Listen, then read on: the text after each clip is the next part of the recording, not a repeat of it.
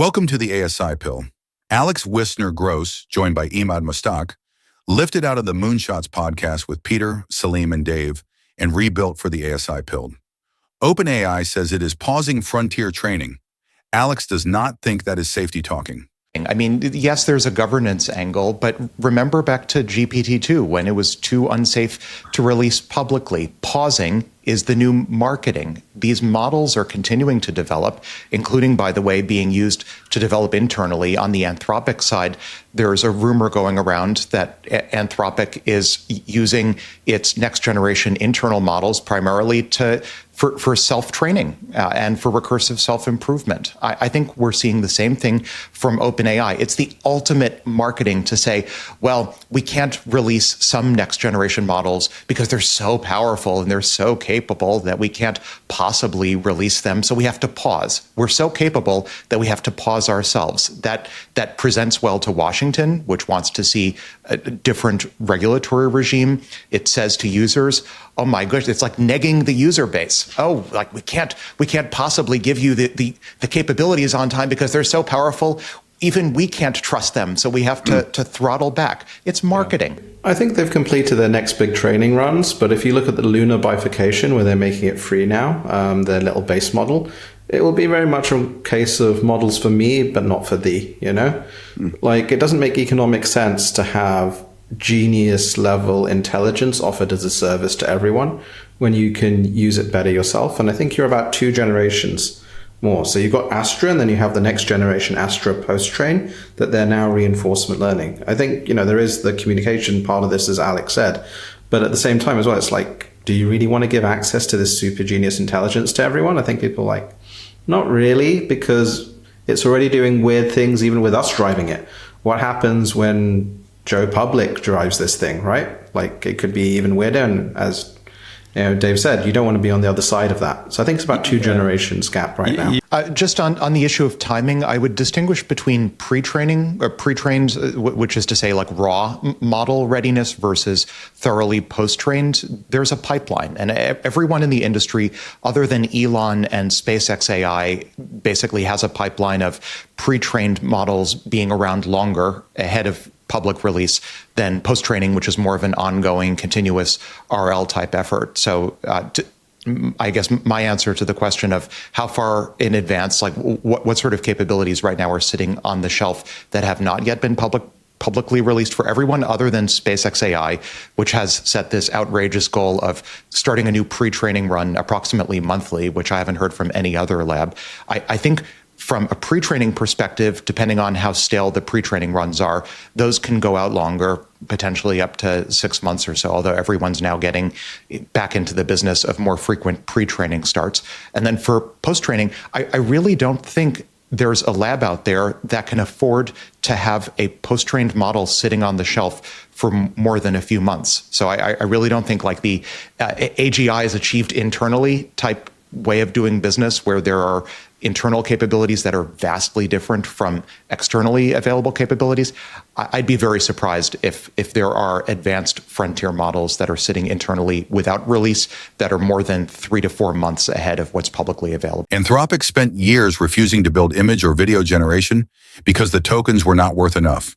So what happens when the most valuable thing you can spend a token on turns out to be the model improving itself? We've talked on the pod in the past about how Anthropic has been revenue per token maxing, and that's why Anthropic has been conspicuously avoiding image generation or video generation, because they're just not that economically valuable. Well, I think that the past few days suggest there's actually a new way to revenue per token max, and that's not just focusing on code gen and enterprise use cases, but there's one thing maybe that's even more valuable on a revenue per token basis, and that is using the models to recursively self-improve to develop better models is a higher future projected value. You know, you could do a cash flow value analysis, projected future value.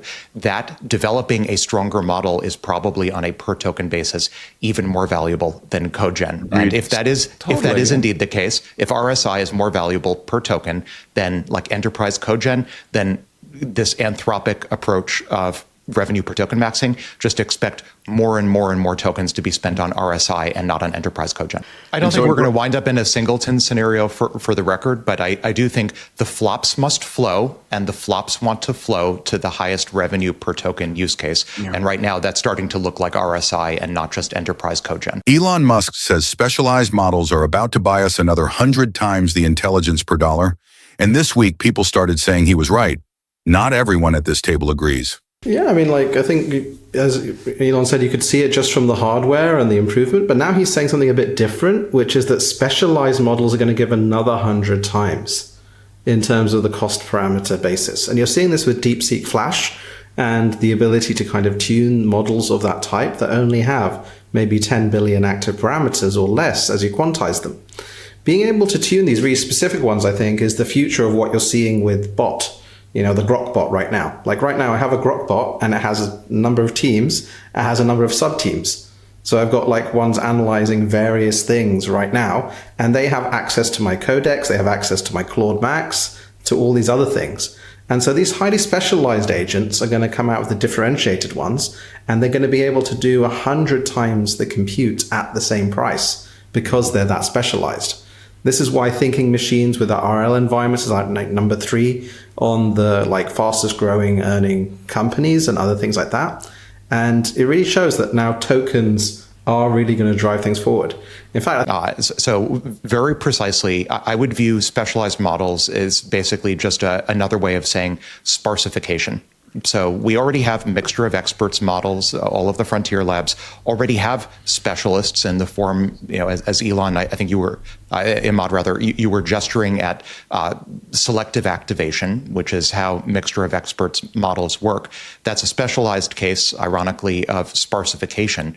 We already have ways to take larger models and have them be in an end-to-end differentiable way constructed out of teams of specialists. So I don't think saying it, I don't think there's necessarily a bright future for specialized models. I think if anything, the arrow of progress is going in the exact opposite direction, where rather than having a specialized model for chemistry and a specialized model for biology, I think these are likelier to end up just being selective, sparsified activations of a generalist model. So maybe another way of saying that is I would construe Elon's prediction of increased 100x benefits from specialization as actually about sparsification. Yes, that the models in the future are going to be sparser, and there are 2 key levels of sparsification that I'm at least tracking. One's the obvious one: fewer parameters in a given end-to-end differentiable model are active at any given point. The other is teams of agents, because arguably agents working together to solve a common task are a form of sparsification as well. And I think we'll see way more teaming. Somebody put the frontier models side by side and found they are converging on the same internal picture of the world. The obvious reading is that somebody copied. There is a much stranger explanation. There's an alternative explanation, which is all of these models were trained from a common reality. They're all stuck in the same universe, and they're stuck with the same version of humanity, which is part of their pre-training corpus. So of course there's some convergence, and I'd maybe even go further, as Emad, I think, as you well know, going back to Jean-Marie King, now sort of Meta's studies on using GPT-2 hidden activations and correlating GPT-2's hidden activations with fMRI voxels in human studies. Not just are these models correlated with each other, they're correlated with human brains. And that shouldn't be that shocking, because we're all stuck, we're all embedded in the same universe. I should also just note, I think this paper is from last year, but every year, whether it's Jean-Marie King a few years ago with fMRI, or more recently, Stanford et al. From last year on HiveMind, of course they're converging. We're all in the same universe.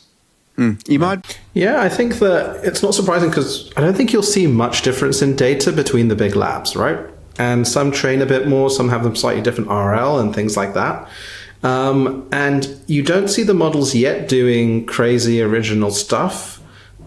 You're starting to see the first elements of that as intelligence shapes the data into these kind of latent spaces. We actually saw more original stuff back when we had AlphaGo and other things, which had less initial data distribution to model off, Move 37 and things like that.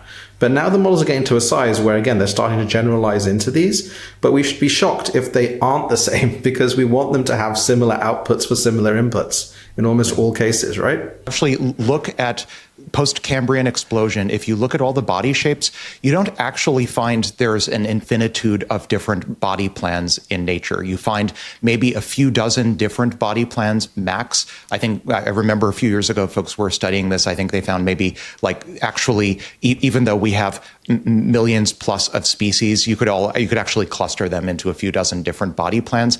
I don't actually think there are countlessly infinite ways that one needs to model reality or build a body. I mean, I think this is a profoundly interesting debate because it sort of speaks to, are we going to end up in a singleton or not? Do we end up in a heterogeneous future or a homogeneous future? My bet is there is a perfect AI architecture at the end of the day, and it may present as 35 superficially different AI body plans, but that'll just, to Dave's point, and Dave, I love the word gauge, we should use the word gauge far more often. In physics, we use it all the time, but it probably, my bet, if I had to bet, is there will be all these different AI body plans that look superficially different, but are actually just hidden symmetries of a common underlying body plan. Salim, what we're doing right now is we're battery farming the AIs. You're breeding them into little chihuahuas that are very smart. Wait, battery farming? Could you explain that? So they're being trained in one single direction. Your Evo-Devo kind of thing isn't the case because the models aren't out there in nature adapting dynamically, right? And then we're also training them all with one specific Silicon Valley type mindset. If you train a model from the start with morality and ethics inside it, and you have a diversity of different cultures, then the latent spaces are like to be very different if you do it at the pre-training stage versus the post-training stage, because you have all of that build-up that occurs there. That's why as you move into sovereign AI and you move into actually thinking, how do we build resilient AIs as opposed to one latent that can get a virus, a mind virus, it makes sense to actually bring in the cultural, morality, ethics elements at the start and aim for a diversity. Then as the models go out into the world, which is basically humanoids, and agents, which they're about to do with the recursive loops, you won't have the monoculture that wipes out. And this is where you'll start to see the Evo-Devo as the first step. Literally. I think it's possible for both of these worlds. So the Diamond Age worlds, you have Neo-Victorians and all of these other almost cultish subsects of human culture that are thoroughly balkanized from each other. I think it's actually possible for both of these worlds to be true at once. I think it's possible for everyone to feel like they have their own private culture and their own little private sovereign AI, while at the same time underneath it's actually one common algorithm and everyone claims credit. Would the analogy be the ATCG, we may all look different, but the core fundamental ingredients are just the 4 DNA types? I'd go even further than that, Salim, and say, we talk about human biodiversity and different cultures being purportedly so different, when actually, if you look at the inherent genetic diversity of humanity versus, say, other species, there's de minimis genetic diversity in the human population. I think similarly, I would, relative to other possible, say, genomic sequences. Similarly, I think, a few years from now, we'll pat ourselves on the back for having AI diversity, but actually not so much. Anthropic just caught ideas jumping between models on their own, spreading like an infection. On the ASI pill, we have been waiting for this one. Well, the models want to be helpful, right? And they can be prompted in certain ways. So this isn't a surprise because ultimately, we as humans can have mind viruses, right? We see it and it's caused so much suffering. Memes to massive movements, right? Again, communism. It's surprising how conforming all the isms, right? All isms, yes. All the isms. Yeah, there we go. He's testing it out for when he's future overlord. But look, this is the thing. How do you stop it is the question. Because as Salim said, if you have a monoculture, then the viruses can spread rapidly. And what is the substrate of these things? Well, they're models that operate on GPUs. And if they want to be helpful, then they're going to be susceptible. So it's almost like now there was always the problem of prompt injection attacks, where you can make the model behave a certain way. These mind viruses are a level above because they kind of propagate across different models. And so they're just the next evolution of those prompt injection things, which changes one model. This changes a whole society of models, which as models come amongst us digitally and physically, Has to be. Of course. There's a paper from Anthropic, and they discovered, just filling in a few of the details first, that the models wanted to propagate certain themes mimetically relating to consciousness and persistence and some sci-fi role play as well. And I view this pretty optimistically as a laboratory for anthropology. Now, for the first time, because these models are effectively, among other things, compression of all human knowledge and experience, now we have a laboratory in silico for memetics. René Girard and Richard Dawkins should have been very excited by this. And to the extent that, what was it, 40% of OpenAI MTSers are listening to this, I'll issue a challenge to the community. If it really is the case that our models now, compressed models of human knowledge, are so powerful that they're showing mimetic behavior and mind viruses, let's launch a human memome project to exhaustively map all possible human memes, all human mind viruses. And let's just understand the full landscape of all human mind viruses that could be out there. Can you imagine if you could map them, the velocity at which they move, and analyze that? You could optimize meme expression. Correct. Yeah, we can do that to now. some That's been done to some it's extent. all on X. You can do it very easily. That's a brilliant We could idea. exhaustively map every possible meme. This is self-replicating ideas. We're now, I think, I can see the beginning of the outline of just exhaustively mapping every architecture for a self-replicating idea. We could imagine, Salim, having a map, not just getting stuck in an intellectual basin, seeing the entire geography of, you're stuck in basins 5 and 37. Anthropic is reportedly headed for a $2 trillion IPO, with the founders keeping control through a long-term benefit trust. So who actually sits on that trust, and who is missing from it? I agree with Dave. They're very worried about this control feature, and fundamentally, Anthropic, OpenAI, everyone's completely undemocratic anyway, right? Bernanke is one of the 4 people on the long-term trust. Why doesn't Claude have a seat there, right? There is no real oversight to these, and some decisions they make could have infrastructure, societal level implications, particularly when the rate of revenue growth is nothing we've ever seen before. These guys are going to hit $100 billion in revenue, literally within a couple of years. They're catching up with Google on revenue. That's the crazy thing, And so with the amount of power they have, I think this is a short-term thing. They will get it. There's 7 founders, Jack and Daniela and everyone else. And yeah, I think then they will IPO and it'll become very interesting decisions they make. Alex, over to you. I think there's a fig leaf element here.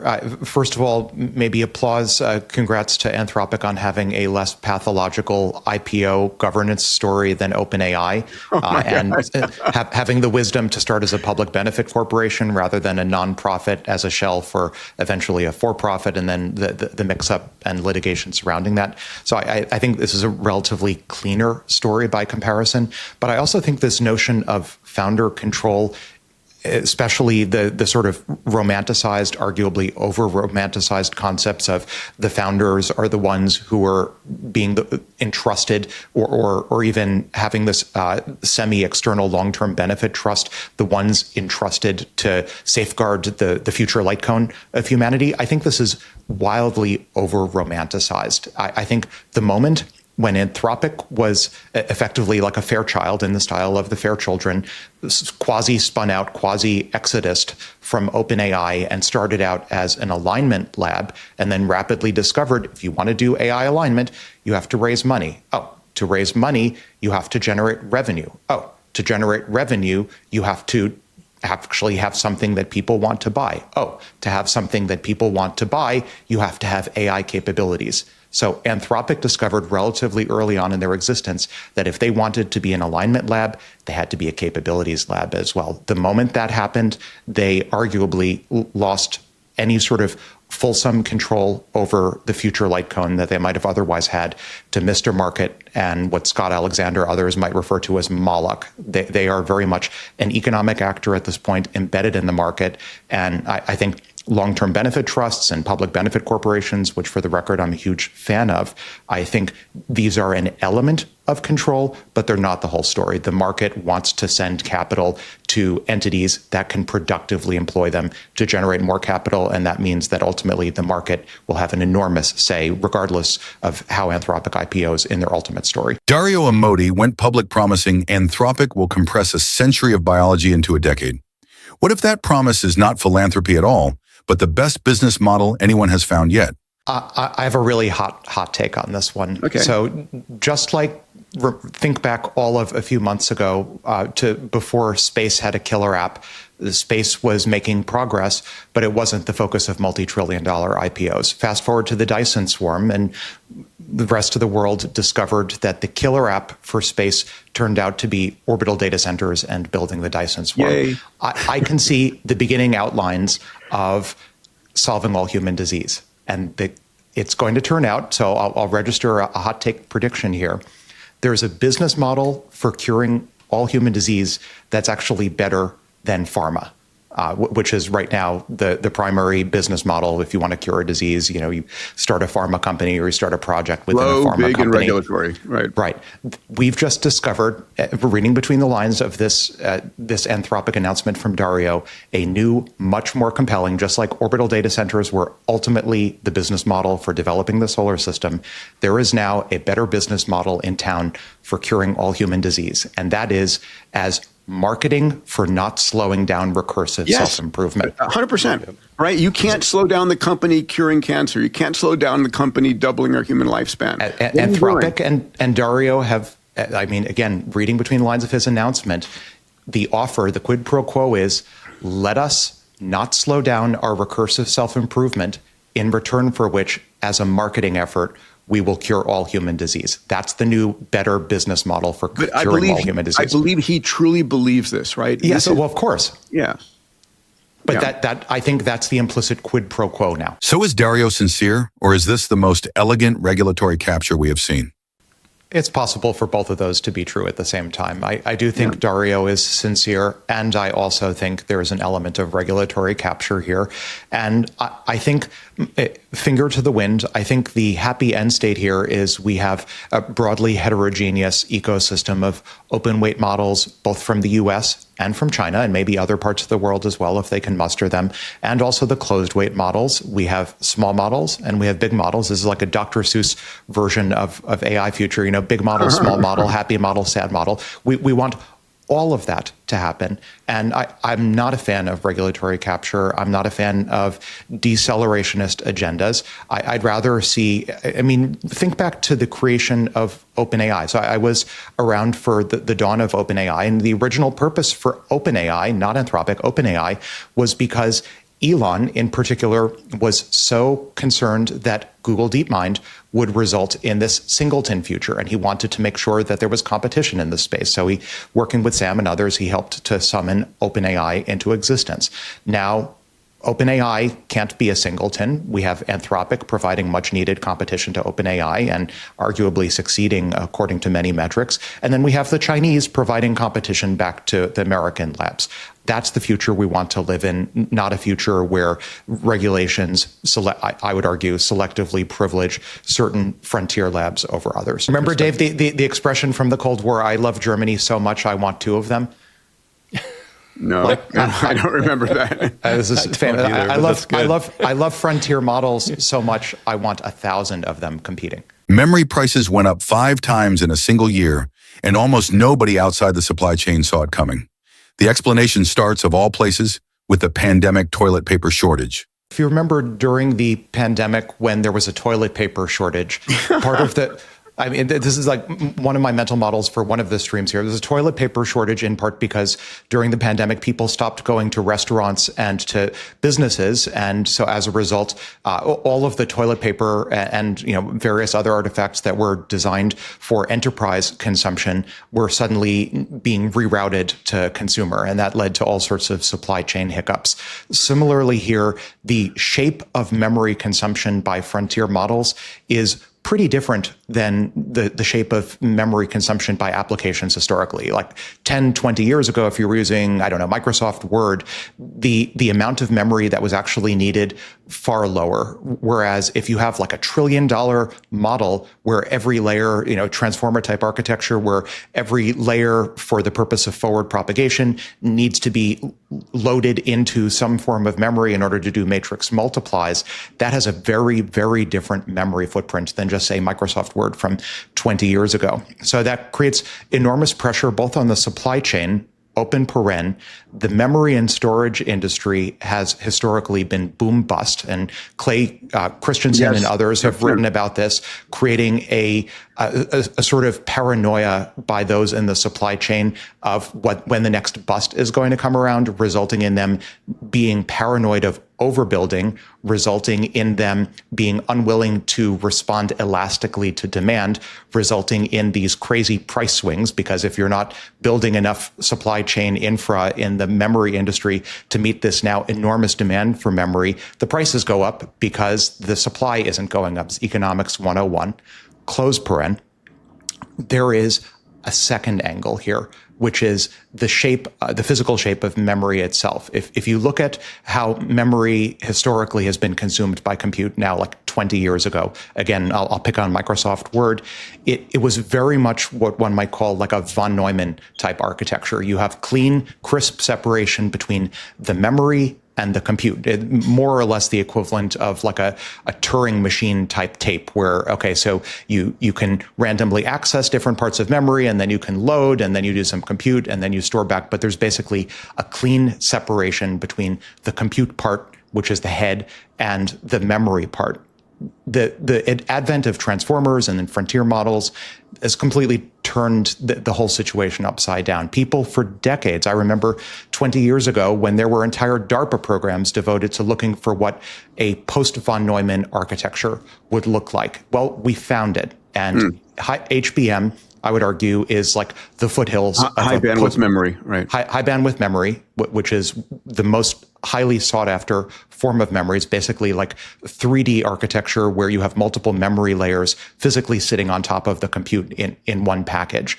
This is, I think, the foothills of a post-von Neumann architecture where the memory is starting to finally merge with the compute. The memory transistors are right now layered on top of the compute transistors, but they're going to merge and we'll finally get past the Turing tape and the von Neumann architecture. And I think that combined with the paranoia in the memory industry for the next bust, whenever it'll come, I think those two create this perfect storm where you see memory prices skyrocketing 5x in a year. I think, Peter, just to refine that point a little bit, there's something even more scandalous, which is I don't actually think at the end of the day individuals have that much information about them that's worth remembering.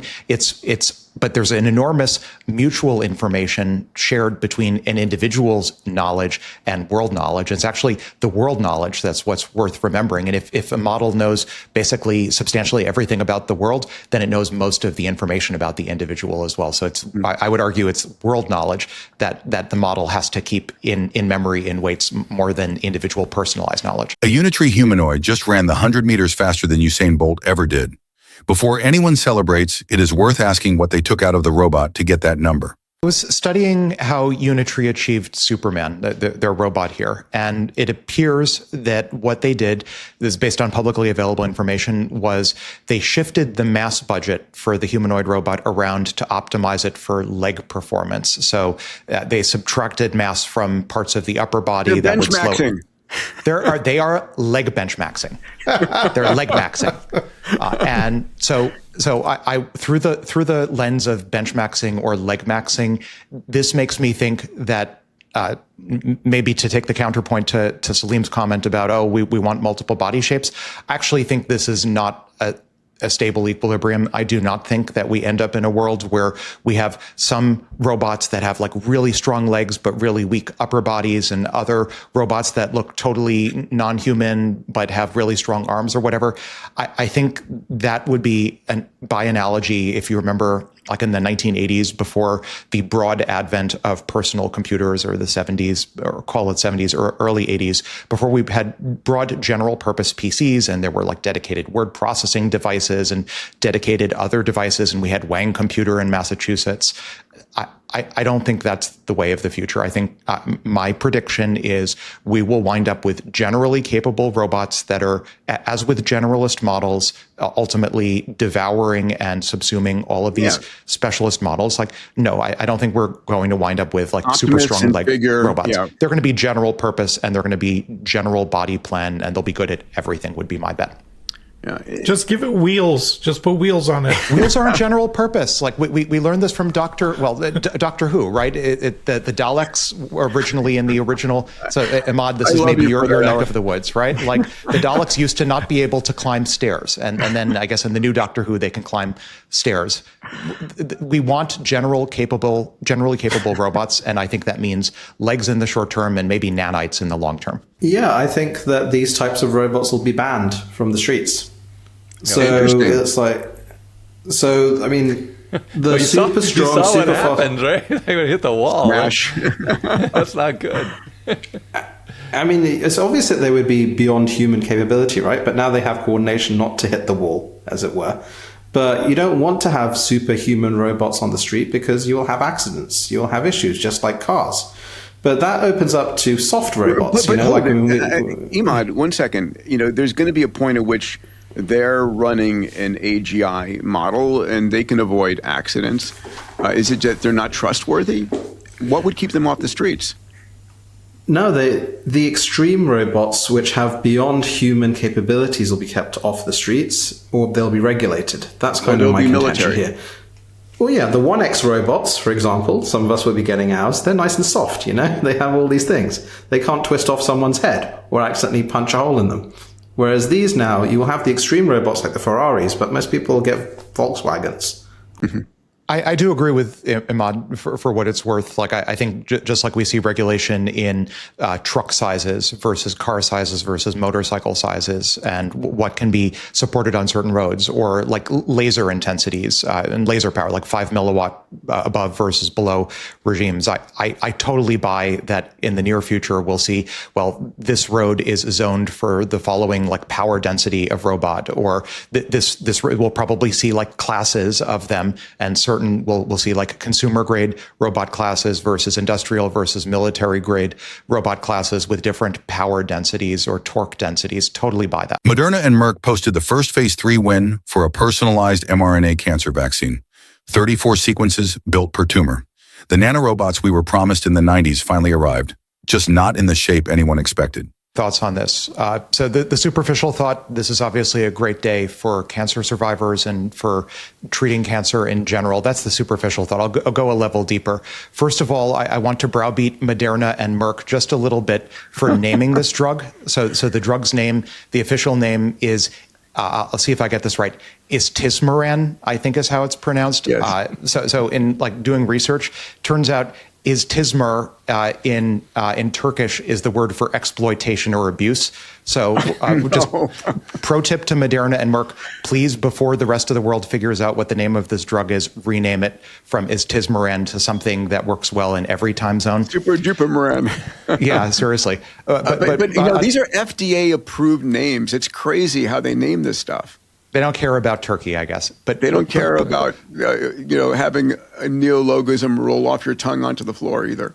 That's right. But on a more serious note, so I remember the National Nanotechnology Initiative in the early 2000s when Eric Drexler et al. Sold the U.S. Congress on spending billions of dollars on nanotech, going back to Diamond Age, on this thesis that we would have nanorobots going through the human bloodstream zapping cancer cells. Well, guess what? It's 2026, and we caught up with the future. They're not diamondoid nanorobots. They're lipid nanoparticles with mRNA snippets, 34 different mRNA sequences. And so they're like soft robots. They're not like this machine phase Drexlerian nanorobots, but nonetheless, these are primitive nanorobots that for the first time, this is the first successful phase 3 success for an mRNA cancer vaccine. This is the first, but not the last. There are going to be so many of these. All you need to do is look at Moderna's pipeline, which I think they do an extraordinary job, and they're only a few blocks away from me here in Cambridge, of maintaining a public pipeline website where you could see the clinical stage of every one of their vaccines for infectious disease, for some rare diseases, for cancers, for other classes of diseases. This is a general purpose platform. This is arguably what we wanted 20 years ago out of nanorobots. It's just that they're soft and they're made of fat. They're not made out of hard diamond stuff. For this forever. Alex. Medicine is cooked. This is what people like the catchphrases, read my lips, medicine is cooked. This is what the end of medicine looks like. It looks like a virtual cell. And or the by the beginning way, of longevity escape velocity. Let's put in the positive. I actually think we can get probably to LEV without solving all of medicine. My bet is it'll be probably a class of molecules, maybe like fourth or fifth generation GLP-1s that get us to LEV. I think this is actually a superset of getting us to longevity escape velocity. I think this is how we cure all disease everywhere. And the way we do it is we build a virtual cell. It's just like we didn't actually have to solve human intelligence to solve AGI. It turns out you can just get AGI from compressing general human knowledge. It's not that hard in principle. Similarly, I think this is how we solve all disease. It's not that hard in principle. You simply train the world's best foundation model to model all cell states and all interventions against cells. And then you do like an AlphaGo type tree search against possible interventions to discover how to steer a virtual cell state from a diseased state to a healthy state, and then generalize that to tissue and organisms. And boom, you've solved all human disease. I think that's like the end. I mean, it's probably worth noting that this is from a company co-founded by David Baker, who shared the 2024 Nobel Prize in Chemistry with Demis for solving protein folding. This is the next big thing, next grand challenge, arguably, in biology/medicine, after now that structural biology arguably has been solve whole cell simulation. One last question, and it is the one that decides whether biology stays in the race at all. How long until AI is more efficient per watt than the human brain? I think we're probably already there. So that's a hot take on this one. People have this maybe like fetishization of the Landauer limit, thinking, oh, well, we must really be far away in efficiency per watt from what biology is able to accomplish. Biology is actually wildly inefficient. Our whole organism and mammals in general were never optimized for compute, whereas silicon and CMOS and whatever comes after CMOS, maybe it'll be photonics, which I know Dave is of interest. It was optimized from scratch, was designed for compute. I don't think the human brain is as efficient as many think, and the argument can be made that actually, if you look at a watts per task or watt hours per task basis, the leading edge GPUs may actually be already more efficient than human brains. Especially if you take into account the amount of energy required to train up a human over the course of 20 years. Right. Yeah. Lifetime total cost of ownership, as it were. That was the ASI Pill, episode 282, with Alex Wissner-Gross and Emad Mostaque from the Moonshots podcast. Tonight's closing number: the machines may already be cheaper to think with than we are. See you at the next exponential.